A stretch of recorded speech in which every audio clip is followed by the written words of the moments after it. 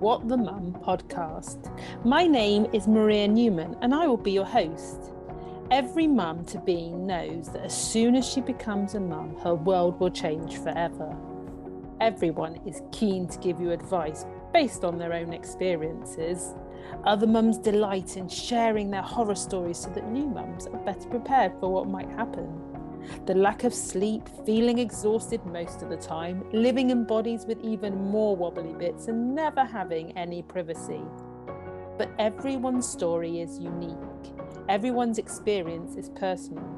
On this podcast, I will be sharing real stories told by mums like you and I about their experience of motherhood and how life changes when you become a mum.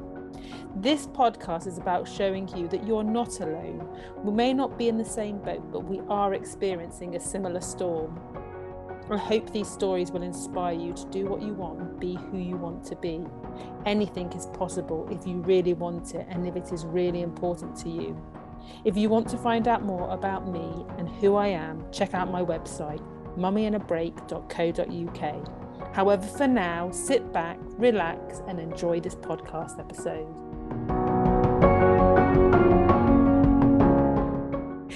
Hey everyone, thanks for tuning in. During this podcast series, I will be interviewing 6 awesome women who will be sharing with us their mum story.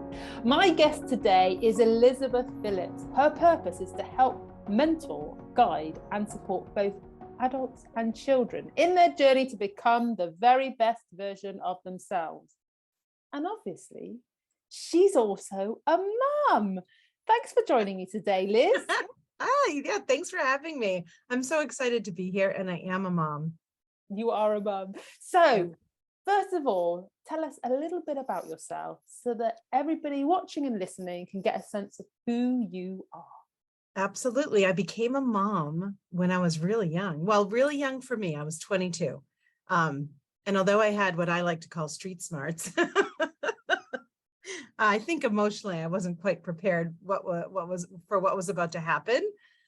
So that was a long time ago. That was 30 years ago. And in the meantime, as a mom, single mom for the majority of that time, I put myself through school. I've got my undergraduate degree. I got my master's degree. I became a teacher. And my life has since then shifted. I taught for about 16 years, and then I started getting into meditation, mindfulness, energy healing, and then my whole life shifted to what I'm doing now, which is that I'm no longer a teacher. I'm still a mom. We're always a mum. Right? My poor daughter will tell you, yep, she sure is. And she's 30. So, she's in a far beyond an adult. And she's like best thing that's ever happened to me. So anyways, now I help kids and adults, again, like you said, just be the best that they can be and understand who they really are and uncover who they were all this time through mindfulness, meditation, confidence coaching, healing, and all of that stuff. So that's what I do now.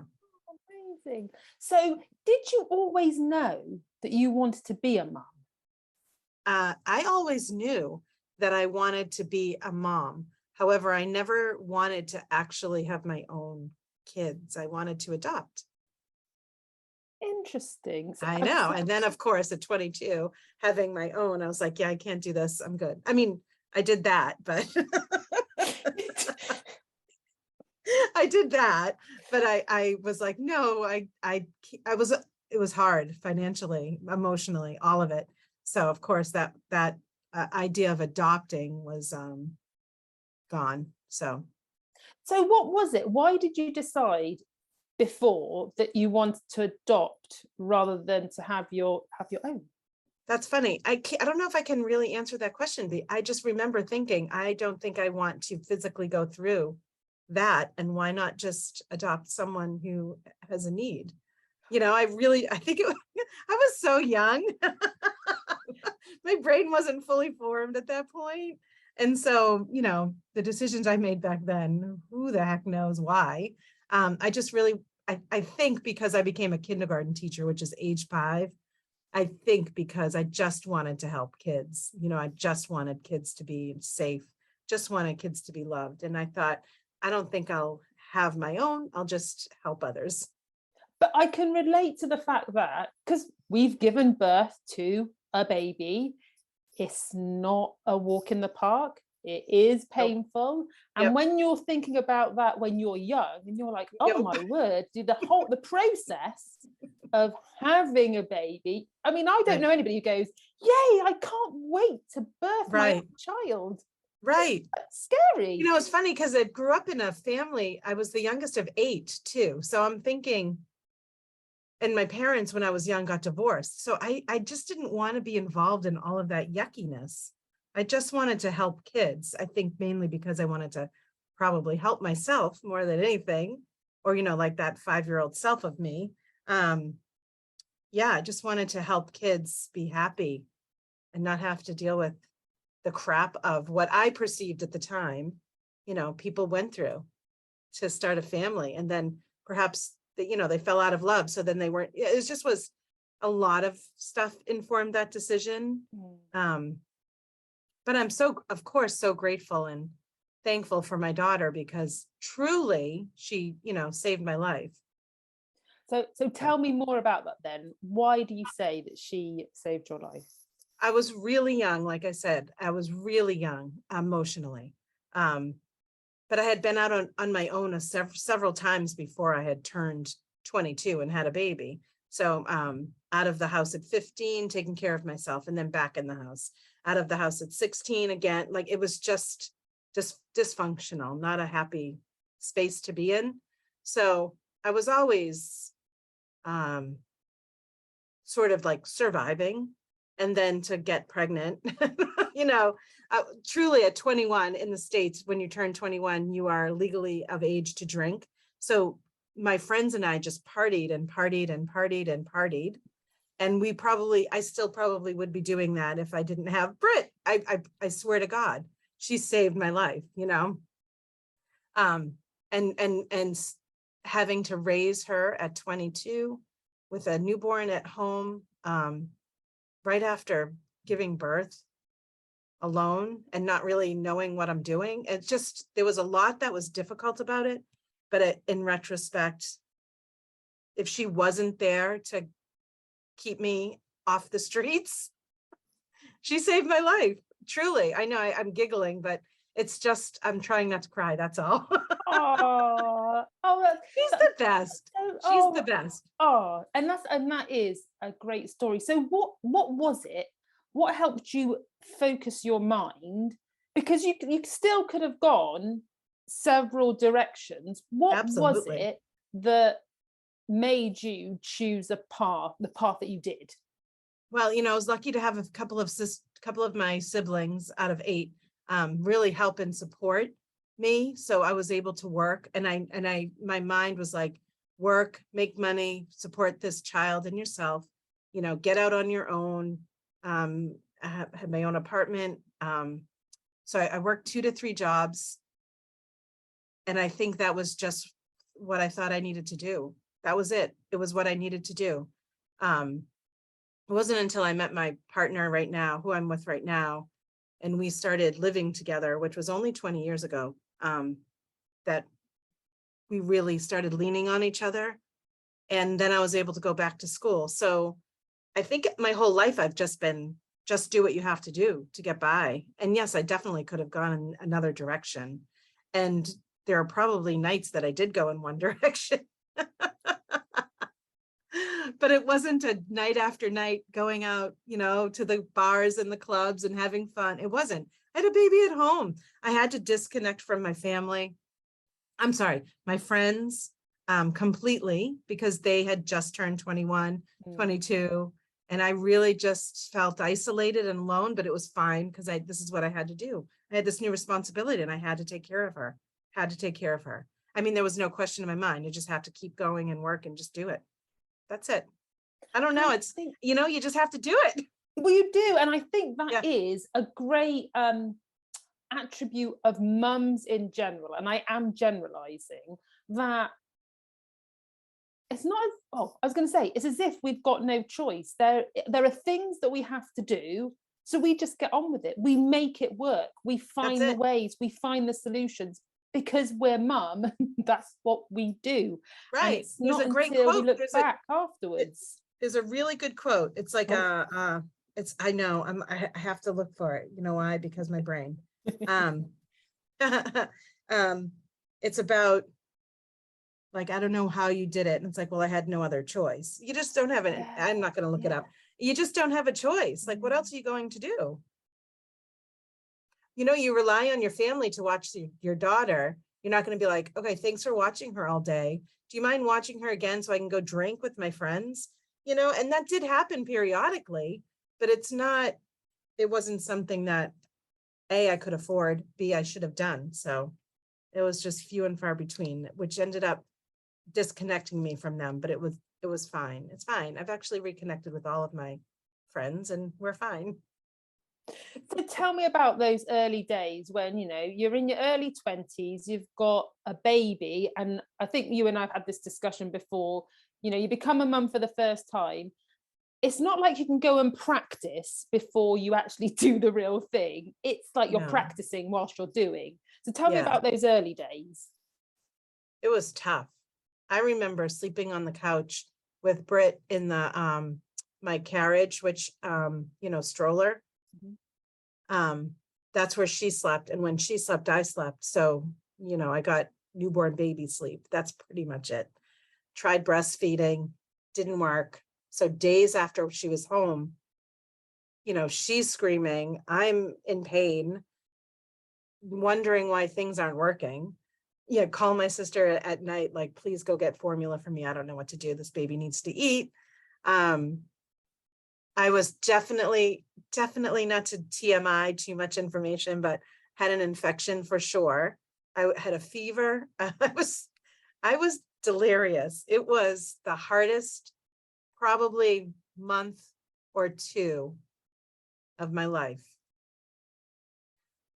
That's it. I slept like she did, and it wasn't a lot. She was colicky every night at 7 p.m.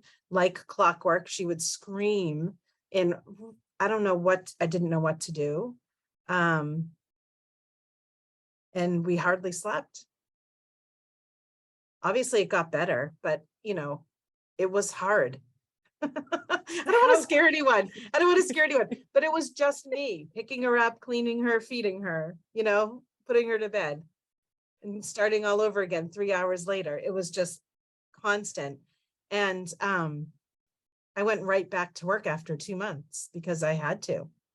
So I had 2 months where I didn't work and I just tried to raise her as much as I could, and then went right back to work. And at that point I worked day job, Monday through Friday. I worked nights in a restaurant waitressing, and on the weekends I worked at a bookstore. So I know. Goodness. And at what point did you sleep, Liz? I don't know. I feel like I've always been in this survival mode until most recently. Yeah. When I started, you know, getting into mindfulness and meditation, I've just always gone and gone and gone. And I tend to not need a ton of sleep. But I need quality sleep. So when did I sleep? I don't know. I really don't know how I did it. I must have been a machine, because knowing myself now, I cannot sustain that schedule. Even just the working part, not the baby part, you know? But I think that goes back to what you were saying earlier about the fact that there is no choice. You need to feed your baby, look after your baby. And it's like, right, what do we do? And we're just always on that fight mode. You know, it's the instinct to survive, and you have to do whatever you need to do to survive. Yep. So at what point did it start to get better? Oh, I know you said recently, but let's see. I know I'm giggling at myself here. Well, you know what? Once Mike was in the picture and he was committed to being around, again, I didn't ask him to be. He is not her biological father. He chose to be in our lives. You know, we ended up buying a house together. And it's funny because we still financially for the most part, keep things separate. My friends are his friends, but they're also mostly mine. Like we're separate but together. And I think once we got to the point in our relationship where we understood no matter what, we'll be there for each other, because we've never gotten married. But we made that commitment, that I felt like I can just breathe a little bit.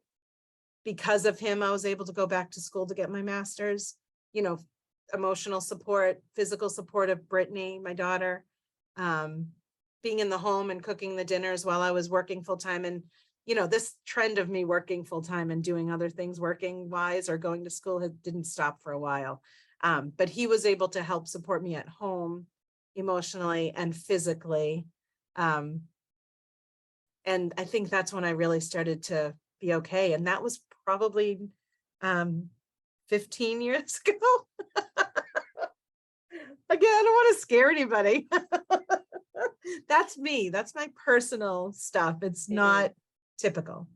But when you have the support of someone else, it just does make it a little bit easier. And even if it was just emotional support, knowing that he'll always be there for Brit no matter what, that was huge for me. And it's probably when we moved in together. So that was about 20 years ago. And so how did you navigate that whole scenario? Because for me, I've led, because that's how life has panned out, I've led a very traditional life. But you're there, you've got your daughter, you've met this lovely man. How do you navigate those relationships and that situation so that you're happy, your daughter's feeling that was comfortable? tricky. And how did that go? That was tricky because he's my age, so he was young as well. And I never wanted him to feel like he had to be involved at all, as a matter of fact, because I was so fiercely independent at that time. Like, nope, I don't need anything from anyone. Even Brittany's biological father didn't support her financially or anything. So I was like, nope, I'm good. I've got this. And so it was hard for me to let him help. Really difficult. And also probably because I felt bad that he was in this, and this is coming from my own feelings of myself, but I felt bad that he was, in this relationship with me, with a child, but he is so wonderful with her. And just like another child, in the sense of he laughed and joked around with her. And it was just really nice. But it was difficult because I know that he had rumblings from some of his friends saying, why are you with I know he did. He told me, why are you with her? She has a child. She's looking for a father. And I'm like, I'm not, I'm just not at all. I'm just looking for a partner. But he ended up being the best for both of us, the best person to be in our lives. He's supportive. He's funny. He's insightful. He's analytical. I'm emotional. We're very good for each other. But it was hard for him, I think. It was hard for him. He went silent for a while, and I was like, what the hell's going on? And I think he was just, I know he was, because we talked about it after, but he was just making sure that this was right for him. And giving him that space to be able to do that, I think, was really important. And so how has your relationship changed with your daughter now? Because like you said, she's not a child anymore. She is a fully grown, proper into adulthood adult. She really is. Our relationship has been fabulous. My whole life, her whole life, I should say. Our whole relationship has been great. I've been able to balance, I think. I'm your mother, I'm the parent, not fear me, but I know what I'm talking about. I've been through a lot of this stuff already. With come and talk to me anytime you need to. I'm here, whatever. We've had a very open relationship our whole time together. I don't know how to phrase that. Her whole life, our whole lives. I feel like we've known each other in multiple lifetimes. She feels like an old soul, so she understands. She understands a lot. She went through teen phase, but it was nothing like I hear other kids go through. she's always been such a great, compassionate person and funny. Really, I don't know. She's just great. I wish she was here with me so you could meet her. She usually does my podcast with me, and you didn't get to meet her then I know, I either. didn't. But she's great. Yeah, she's on her own. She lives in Providence, Rhode Island. She loves being on her own, living in the city. She's just a great kid, and our relationship hasn't changed at all. It's just she taught me unconditional love, period. That's why she's Oh. here. But also you need to take some credit for how she's turned out, because Yeah. you have influenced her life. It's not like not like when she came out, Liz, she was like this being, this wonderful being. She obviously I don't was a know. wonderful I think being, she but was. I think she was. She cried a lot. That's for damn sure. But I like to joke, and I'm self-deprecating. So I think that my humor lightened moods when it had to. I think that I definitely taught her that she doesn't, by by actions, and this might not be healthy, that she doesn't need anybody, like just be happy with yourself. And I don't know, I think our relationship is even stronger now, especially because she's 30. I feel like I'm in my 20s and she's 30. So it's just like we're role peers. reversal. Yeah, we're peers, she's wonderful. She really is. I know I'm her mother, but everyone that meets her says there's just something special about her. And I'm like, well, of course. And I don't know if I had anything to do with that. I really think she just became that person that she always was supposed to be. But I think you being a role model and showing her that actually you need to be happy with yourself first, which is something that, I promote lots with my clients and the people I work with. And that I think everybody, it's not just about mums or women, everybody needs to appreciate, first of all, it starts with you. You need to like you need to love you need to be happy with you. And if you've got all of that in place, that is a great foundation for living life, because the stuff out there, you shouldn't be looking for it to be validated. No, you can validate you. And I struggle with that my whole life, and not until maybe 3 or 4 years ago did Brittany once say to me, why are you talking so crappy about yourself? Because I was probably trying on clothes. I'm like, oh, I look like crap, And she's the one who brought, like, you got to stop doing that. I'm like, I know. I have to stop. But she brought that to light in a gentle way, and that was so kind. The other thing I taught her was to work hard. It's okay to work hard. Or like you have to work, you should work to get to what you want. I don't know. She's just such a great kid. I wish she was here with us. Right, I'm gonna shine the spotlight back on you. So we know when we become a mum, we can immerse ourselves in being mum and forgetting that we are individuals.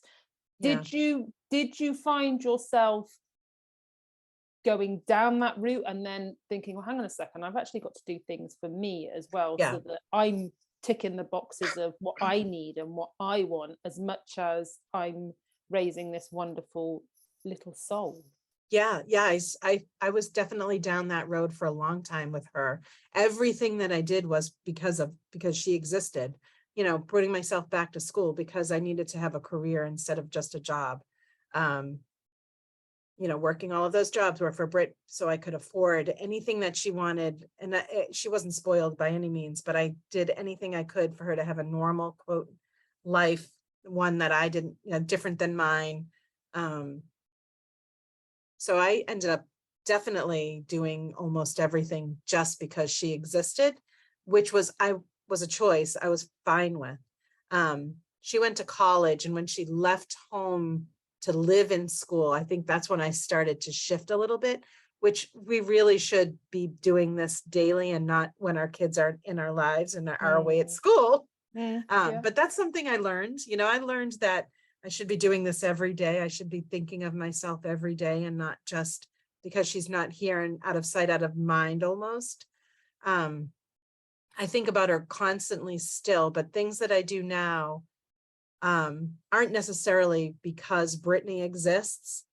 It's because I need to keep existing. So I take care of myself. I make sure that I take time for myself. I take care of my mental health and at times my physical health and emotional for sure. So I learned that at a later age. And if your audience is a bit younger than me at this point, then it's best for them to learn that now. At whatever age you're at, if you are noticing that you're lost in the mom role 100% of the time, I think it's really important to, even if you start with just 5 minutes a day, taking some time for yourself. Because you can fall into, this didn't happen with me, but I've seen it in my family. You can fall into resenting your child, which seems almost impossible, but if you do everything for one person all the time, then you can start to feel resentment and anger, which I hope no one does. But I can see that forming, and you just need to start thinking of you before it's too late. You do. And also we are role models to our children anyway. So if we're not looking after ourselves, if we're focusing all our attention on other people, what message is that sending? That's it's right. just going to be an ongoing loop where then when they grow up, they're like, oh, so this is what happens. We then stop looking after ourselves and we start looking after everybody else because, That's right. we're not as important. Or I hate to enforce this gender roles because I don't believe in gender roles, but if let's pretend your son sees you constantly feeding into what he needs and what he needs and what he needs, whatever he needs, and then how is he going to treat, his partner? I don't know. I don't like to enforce typical gender rules at all, but I just feel like any person, they're going to either go one way or the other. They're either going to expect their partner to continue to give to them, or they're going to feel like they need to continue to give out. So yeah, no matter who we're with. And you're right. We need to show our kids through our actions, first and foremost, how we want them to be, not our words, because our words don't mean anything. Well, our words need to be reinforced with our actions, don't they? So if we're saying, go out, see the world, experience stuff, look after yourself, then we need to be doing that as well. Otherwise, they're like, well, hang on a second. You're telling me to do all these things, and then that's right. I don't trust you. What do I do with this? Right. And that's just not good for us in general to be out of alignment like that. Saying one thing and doing another is just not good for us. So we've talked about a lot of the challenges of being a mum and your experiences. Give me just one moment, if you can pick just one moment, where it's felt like time has frozen because it's been one of the best moments you've had being a mum. Well, that's going to make me cry. Go on. Almost anything makes me cry these days, especially talking about Brittany. She's, it's funny. One time, all right, so there was this, one moment where, when she had specific milestones, like, and I'm not talking when she was younger, even. I'm talking graduating from high school was huge. I came from a family where only 4 of us graduated from high school. Going to college and actually graduating from college is huge because I was the first one in my family of 8 to actually do that same thing. So that was important to see. When she made this scary step to leave an emotionally abusive boyfriend. Sorry. That's okay. That was huge. When she, one of the proudest moments that I have for my daughter is when she confronted her biological father and said at age 18, listen, she said these words to her biological father, which is unbelievable. You really screwed me up. Every relationship I have with any man is all screwed up because of what you did to me. And you have an opportunity to make it right for your next child. He had like a 4 or 5-year-old daughter at the time, and she was 18 when she was saying this to him. Wow. Don't screw it up. And I'm like, that was so selfless, like you have an opportunity to make up, to do the right thing with this child. Don't fuck it up. Excuse me. Don't screw it up. And I was like, that's just, who does that at 18 to their father, And it was the truth. It's what everyone wanted to say to him, because he really did screw with her and was in and out of her life and made promises he never fulfilled. And, never mind the financial component, which again, I never asked for because it never came. Didn't expect it. I just think that was so brave. And I think it's probably the moment that I'm most proud of for her. Oh, wow. And as you've said, she has turned out to be an awesome human being anyway. So she is, yeah. Sorry, got she's all awesome. emotional. Oh, that's all right. I'm surprised I didn't cry more. Usually I'm like, ooh. So we are coming to the end of our time together. But I have 2 questions for you. The first one is, from the conversations we've had today, Liz, what 3 things would you like our viewers and our listeners to take away from it? About being a mom? Yeah. Love your child no matter what. Teach them everything you want to teach them, but through your actions as well as your words. And let them be who they want to be. Was that 3? That was 3, and those are flipping. I'm like, don't write those down and making sure that, because mine are still a little bit younger. Right, that's it. I love it. And then finally, because this has been an awesome conversation. Every time we talk is an awesome conversation. Yeah, I love it. Our viewers and listeners will want to know more about you. They'll want to connect with you. How can they find you and connect with you? I don't know. They might not want to. So I'm in the States. And I do have a website, and I'm on Facebook and I'm on Instagram. I think Facebook and Instagram are the 2 places that I'm the most active. My website is, there, but I don't really visit it often.